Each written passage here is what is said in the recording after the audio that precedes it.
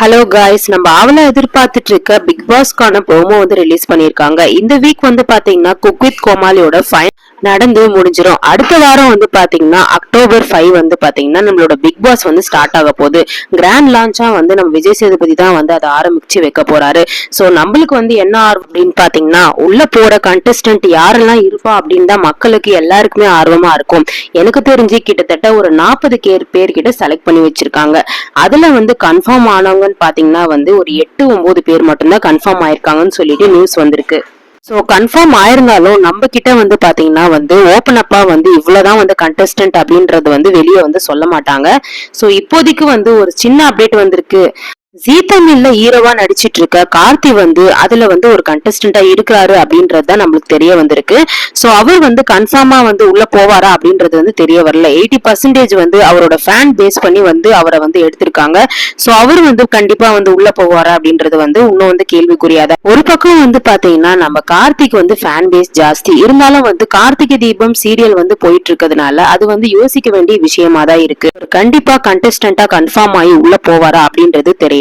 So 80% வந்து fan base பண்ணி அவர் உள்ள போவாரு அப்படின்ற மாதிரிதான் வந்து சொல்லியிருக்காங்க. இதுக்கு பின்தொடர்ந்தே வந்து பாத்தீங்கன்னா இப்போ வந்து நிறைய வந்து நம்மளுக்கு தெரிஞ்சிருக்கும். அதாச்சும் நம்ம ஷபானா தான் வந்து உள்ள போறாங்க அப்படின்னு சொல்லிட்டு இவங்க வந்து பாத்தீங்கன்னா கன்ஃபார்ம் கண்டஸ்டன்ட் தான் இருக்காங்க அப்படின்னு சொல்லிட்டு தெரிய வந்திருக்கு. ஆரம்பத்துல நம்ம கார்த்திக் கூட செம்பருத்தி அப்படின்ற சீரியல்ல வந்து பாப்புலர் ஆனாங்க. அதுக்கப்புறம் வந்து பாத்தீங்கன்னா பல்வேறு சீரியல்ல நடிச்சிட்டு இருக்காங்க. வந்து குக் வித் கோமாளில கலக்கிட்டு இருக்காங்க. நெக்ஸ்ட் பிக் பாஸ் உள்ள போறாங்க. அவங்களோட அடுத்த மூவ் வந்து எப்படி இருக்கும்னு சொல்லிட்டு எதிர்பார்க்கப்படுது. சோ வெயிட் பண்ணி பார்க்கலாம் என்ன நடக்குது அப்படின்னு சொல்லிட்டு. போன சீசன் பொறுத்த வரைக்கும் ஃபேன் பேஸ் பண்ணி வின் பண்ணாங்க அப்படின்னு வந்து சொல்ல முடியாது. ஏன்னா ஆரம்பத்துல முத்துக்குமரனுக்கு ஃபேன் கிடையாது.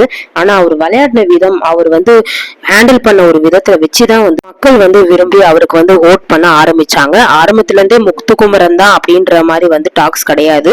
ஆனா போக போக விளையாடின விதத்தை வச்சுதான் வந்து மக்கள் வந்து அவர் ஓட் பண்ணாங்க. ஆனா சௌந்தர்யா அந்த அளவுக்கு வந்து எதுவுமே பிளே பண்ணல. ஆனா அவங்களுக்கு வந்து ஃபேன் பேஸ் அதிகமாவே இருந்ததுன்னே சொல்லலாம். அது மட்டும் இல்லாம நம்ம புதுசா தெரிஞ்ச நம்மளோட வாட்டர்மெலன் திவாகர் இவரும் கண்டஸ்டன்டா உள்ள போறாரு அப்படின்னு சொல்லிட்டு தகவல் தெரிஞ்சிருக்கு. இவரும் வந்து பாத்தீங்கன்னா ஒரு 95% கண்டிப்பா வந்து உள்ள போவாரு அப்படின்னு வந்து தெரிய வந்திருக்கு. அது மட்டும் இல்லாம பல்வேறு பிரபலங்கள் வந்து பாத்தீங்கன்னா வந்து உள்ள போறாங்க அப்படின்னு சொல்லிட்டு தகவல் வந்திருக்கு. அதை கன்ஃபார்மா அப்படின்றதுதான் வந்து கேள்விக்குறியா இருக்கு.